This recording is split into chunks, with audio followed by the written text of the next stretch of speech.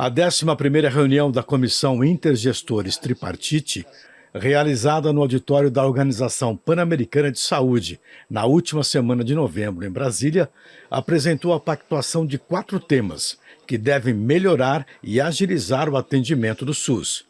2 assuntos vieram da Secretaria de Informação e Saúde Digital e reforçam o projeto de transformação do SUS. Na CIT passada, nós tivemos uma primeira pactuação, que foi a pactuação da portaria principal, a gente chama de portaria-mãe, que institui o programa, as normas gerais, a estrutura do programa, e também a portaria que estabelece a estratégia de telesaúde dentro do SUS Digital. E hoje nós trouxemos mais 2 passos importantes. O primeiro passo é a estrutura e os critérios para a distribuição do financiamento, né? Como que ele vai ser financiado, esse programa, entre estados e municípios. E o outro é o laboratório de inovação em saúde digital, o InovaSUS, que também a inovação é um aspecto importante da estratégia de saúde digital do SUS, né? Então a gente trouxe também a criação do laboratório para ser apresentado. Nesse processo, nós temos os maiores desafios do SUS, além da parte assistencial, é a parte de informação informática. Então, ter essa secretaria, esse protagonismo nessas discussões, para que possamos consolidar uma RNDS, cada vez mais forte, com essa integração. Eu sempre falo que saúde é quem mais produz dados e quem menos tem informação, e nós temos essa oportunidade. Então, parabenizar pela iniciativa, conte com o Conasem para que a gente possa aperfeiçoar, ampliar e levar isso, de fato, para os 5.570 municípios. A secretária explicou como deve funcionar o Laboratório de Inovação do SUS e a modelagem de financiamento que será oferecida a estados e municípios pelo governo federal. Em relação ao laboratório, a importância é que a inovação está muito presente hoje, né? Mas o que a gente quer é que a inovação, a gente fomente o processo de inovação orientado pela agenda e pelas necessidades do SUS, e não que a gente compre ou importe para o SUS as soluções já, às vezes, estabelecidas, que nem sempre estão alinhadas e adequadas ao que a gente precisa, né? E com relação ao financiamento, nós criamos uma modelagem, principalmente com o trabalho do DEMAS, o Departamento de Monitoramento e Avaliação, a coordenação de monitoramento e avaliação, que leva em conta algumas referências. Então, o índice de vulnerabilidade social do IPEA, a classificação que o IPEA traz entre o rural e o urbano, porque a gente sabe que os espaços rurais ainda estão mais vulneráveis e remotos, então precisam de um apoio maior para entrar no SUS digital. E também o índice brasileiro de conectividade. Então a gente já tem, e a distribuição de médicos especialistas pelo país. Então são alguns elementos que nos levam a distribuir os recursos de forma a procurar equalizar melhor e oferecer mais a quem mais precisa, para que todos possam caminhar e avançar na transformação digital. O cronograma para a transformação do SUS analógico em digital avançará o ano de 2024.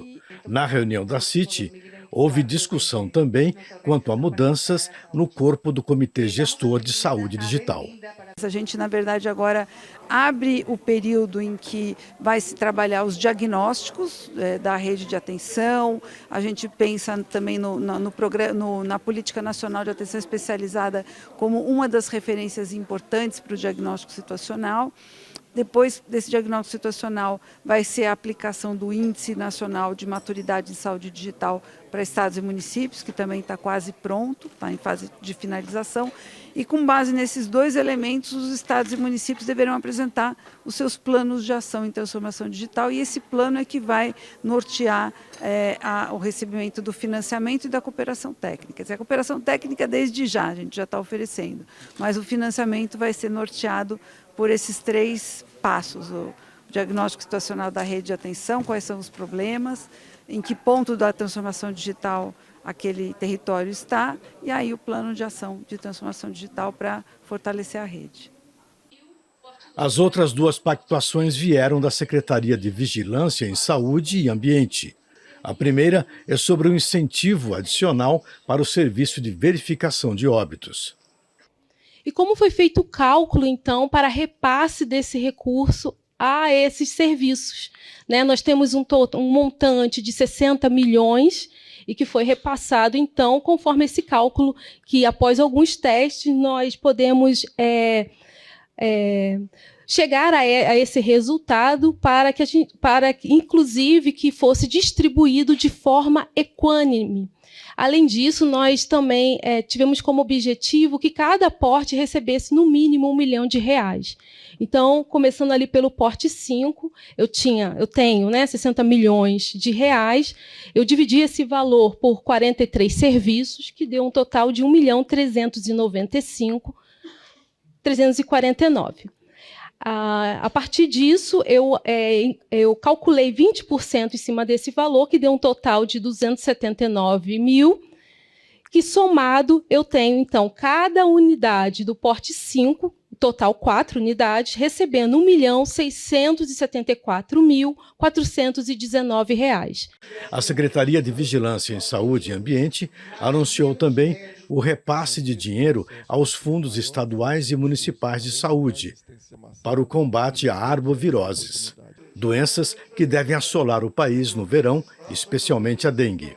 Acho que nós temos um grande desafio, o enfrentamento à arbovirose, isso é histórico, né? E os números aqui mostram, só para... Acho que é de extrema importância, e foi, né, citado aqui, da gente rever o parâmetro. Assim, não dá para continuar a gente enfrentar isso, a gente está com o mesmo modelo, a mesma forma, o mesmo cômputo. Então, hoje no CNES nós temos mais de 100 mil, né, agentes cadastrados, mas efetivamente custeados são 63 mil.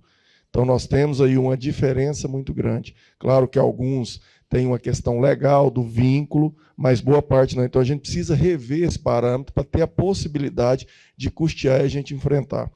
E um outro ponto é a utilização de novas tecnologias. Nós temos que universalizar isso, trabalhar isso. Não dá para trabalhar só no modelo convencional. Nós temos que lançar a mão dessa tecnologia para auxiliar no enfrentamento com todas as diferenças em todo o território.